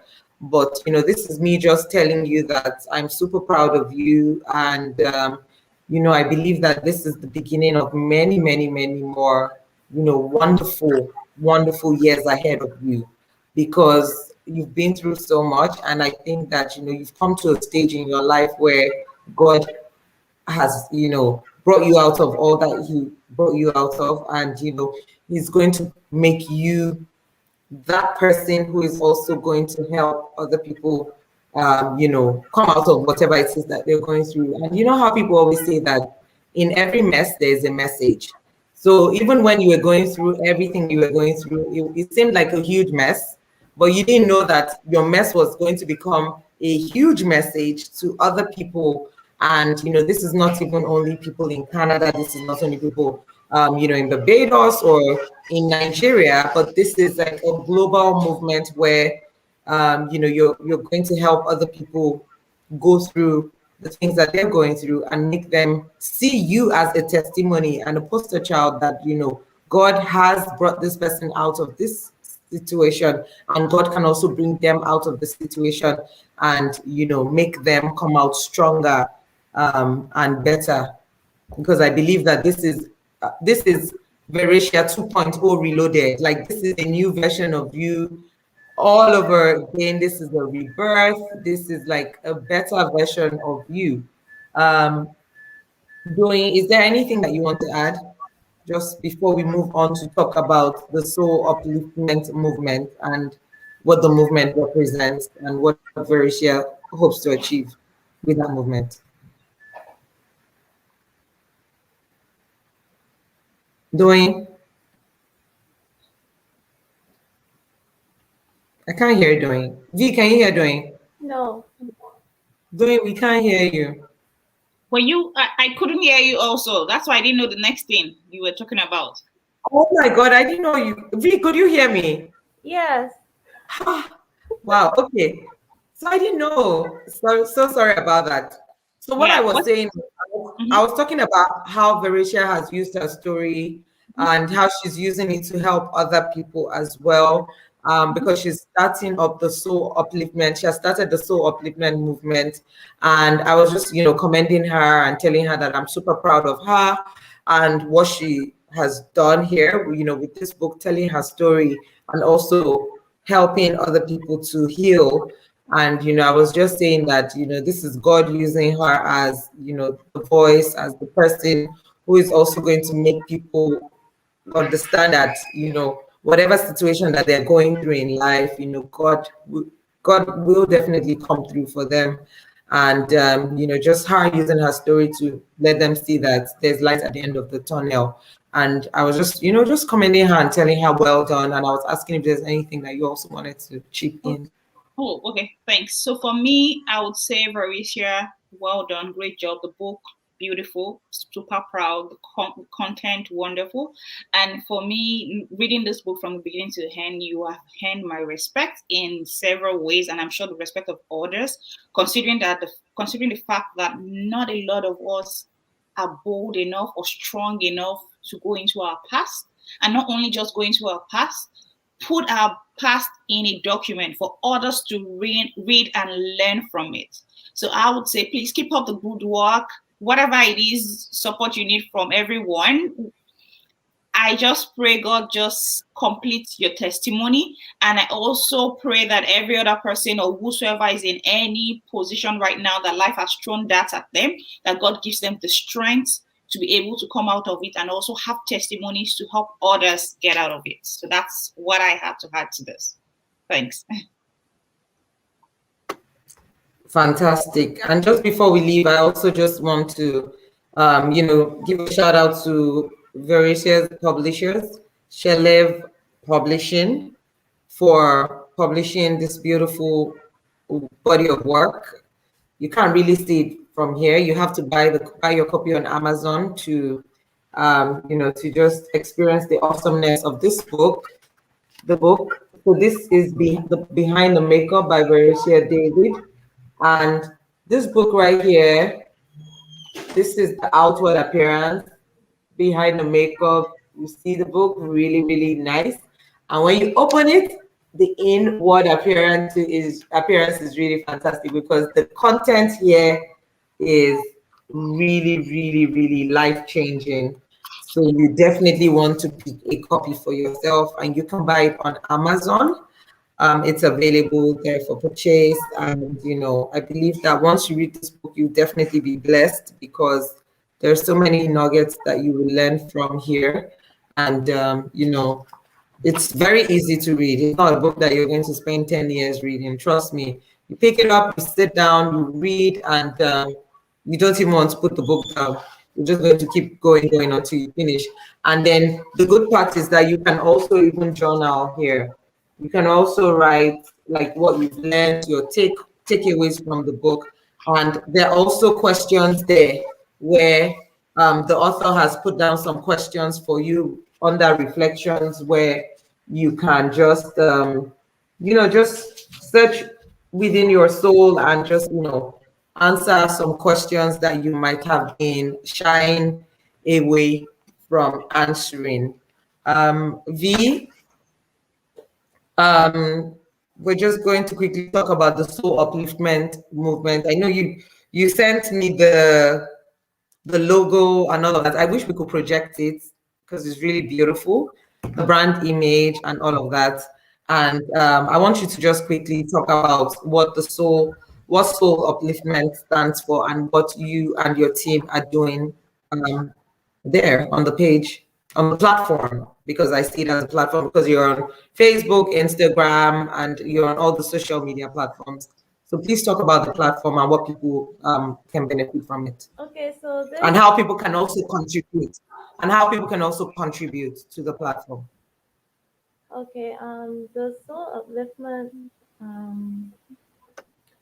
group is a medium where other young ladies and women, you know, we could all meet and identify with each other, form a way of support and encouragement to, you know, to those individuals who may need, you know, in general, that form of psychological support, even emotional, because we're supposed to be there as women for each other, not to put down, talk down, but to see how we can move from where we are to where we would like to get. So that is the purpose of the Soul Upliftment group, so that, you know, we as women can come together to find support in each other. I'm on the social media sites. You all can, everyone could, you know, connect. You could send me a message. You could call. If you want to donate, if you want to even add to the content there, that is also possible. But the whole aim is so that women can identify with each other, for that most needed support and upliftment.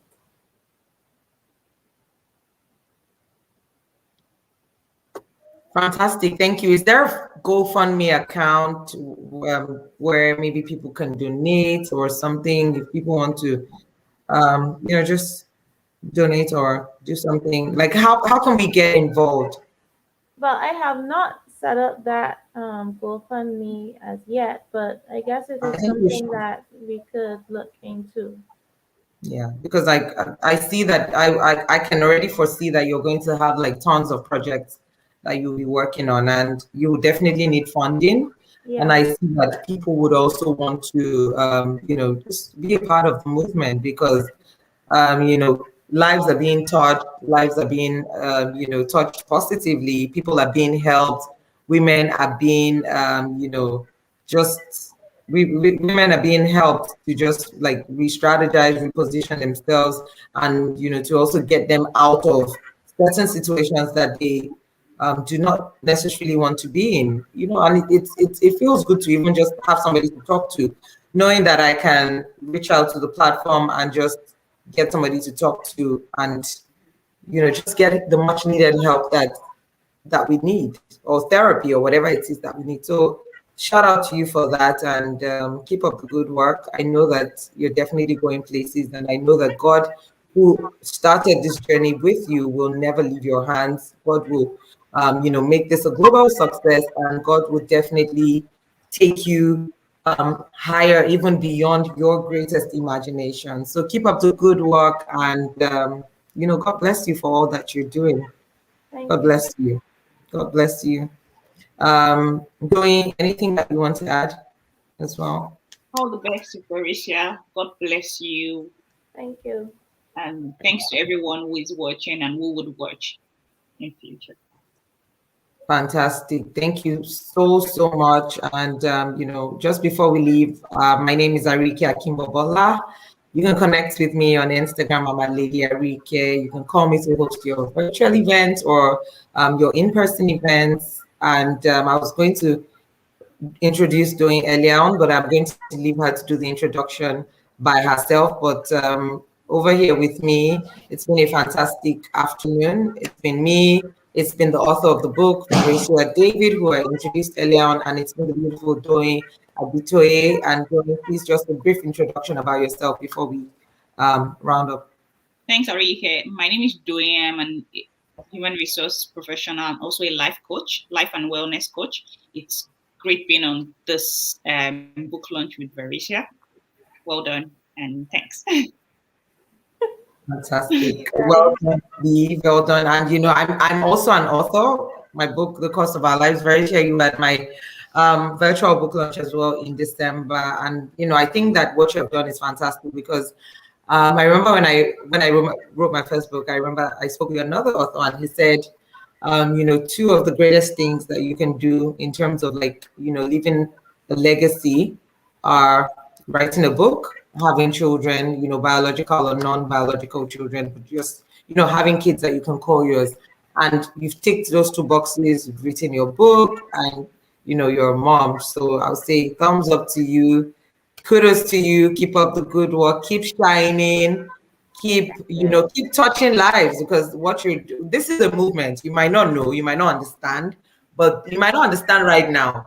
But this right here, this book, Behind the Makeup, the title, the content, this right here is a movement, and it's a global movement. It's a global movement. So keep up the good work, because what you have started is really, really amazing. And I think that there should, for your soul upliftment page, I don't know if you're going to have like a virtual launch for it. I don't know if this can count as the launch, but I think that one of the I think you should do a challenge. And I think that you should do a behind the makeup challenge where, you encourage people to just go one day makeup free and just maybe post a picture, maybe wearing orange or wearing pink or wearing a certain color, something like that. I think it will go viral. And just because you make sure people understand the reason behind the challenge. And this book right here is the reason behind the challenge, letting people understand that sometimes you need to just bear it all. Yeah. Bear it all. Bare face, bare lips, bare whatever. Just show up. Let the world see you for who you are, as who you are. Yeah. So, but we'll talk about that. Don't worry. We'll talk about that Okay. on WhatsApp. But yeah, all the best. Keep up the good work. I know you have vote of thanks to give. So after your vote of thanks, we can just say our bye-byes and we'll sign out. Yeah. First of all, I just want to give thanks to God for giving me the inspiration to write this book, to touch the lives of other women out there. I want to say thanks to the publisher. Even when I first thought about writing this book, I had no idea who would be able to publish it. I searched all over, and like everything seemed so far fetched for me to handle. And it was just one day I was scrolling through Instagram and I ended up on this page. She is a former schoolmate, but I never knew that she was a publisher. So I just went on her personal page and I saw a link which said Shalef Publishing. And I was like, what is this all about? So when I clicked that link, it sent me to her publishing page. And I just decided to contact her about the book. And, she said, well, send over the manuscript. And I said, okay. And then she contacted me afterwards. And what seemed far fetched before was near, was near fetched. And I was like, when I received a letter from her,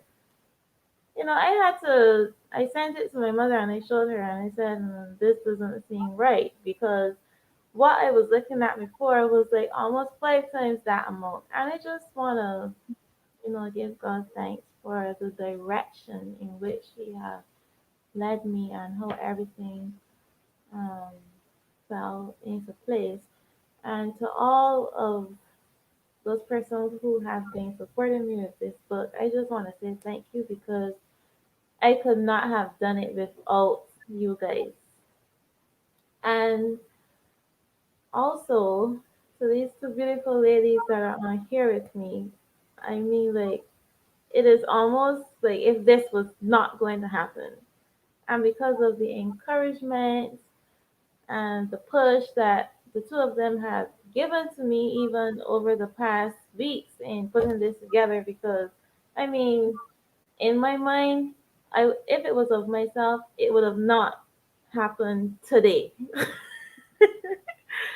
But I really want to thank them for like sticking close to me, even up to last night. Sister Dying, she was encouraging me and helping me to keep focused.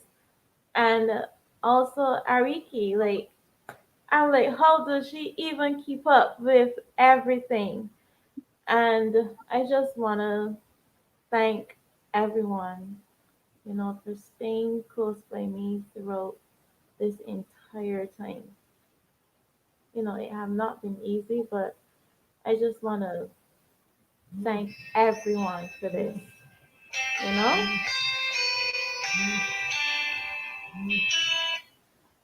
Yeah, so that's it. I'm not really a person of many, many words.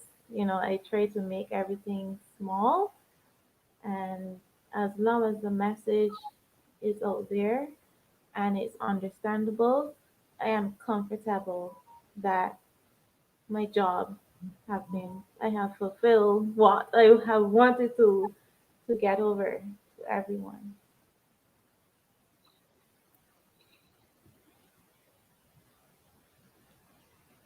Oh, I was muted and I was talking. Fantastic. Well said. Thank you so much, Vericia. And of course, thank you, Doing. Ladies, I think we can actually call it a day. Yeah, it's been fun hanging out with you. And of course, as we all know, please, everyone go and buy the book. The book is available on Amazon. Make sure you get a copy of Behind the Makeup by Vericia. David, you will not regret buying the book. I promise you. Yeah, and for those of you in Barbados, my mother have copies of the book, and some are also on the way. Okay. So Fantastic. you can Fantastic. just So contact how would me they get the and book? How would pardon? they reach out to your mom? Like, is So there they could contact me, and that can be easily arranged. okay? Please also drop your Instagram handle, like all your social media handles as well. You can say it, spell it out, or Yeah, I could do it now. yeah, you can do that. Please do that so that people can also reach out. Because there'll be some people watching that want to reach out to you directly. You know, they can send you a direct message. Maybe they want to share their stories with you as well. They can also do that. Yeah. So thank you everyone for watching. Thank you for spending your Saturday afternoon with us. We really, really appreciate you being here with us. And we know you could have decided to be in any other place, but you decided to stick with us. So thank you, thank you, thank you, thank you, thank you. Get your copies of the book, Behind the Makeup, and tell your friends as well to buy copies of the book. V, have you put it in the chat comment section? Yeah. Okay. Why is a V is constantly okay, it's there. Okay, so yes, I see you put it. You put the IG, the Instagram handle, quarantined Vocal. Yeah. vocal. Yeah, because you made a mistake in the first one. Quarantine vocals.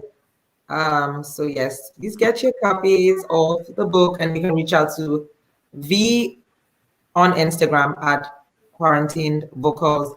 And if you haven't subscribed to her YouTube channel, this is the right time to do that. Make sure you subscribe to her channel and watch out for some more great content coming on this channel. Thank you, everyone. Have a great, great, great Saturday and an awesome weekend. Bye, guys. Bye. Bye, bye, Vericia. Take care. Bye. Bye.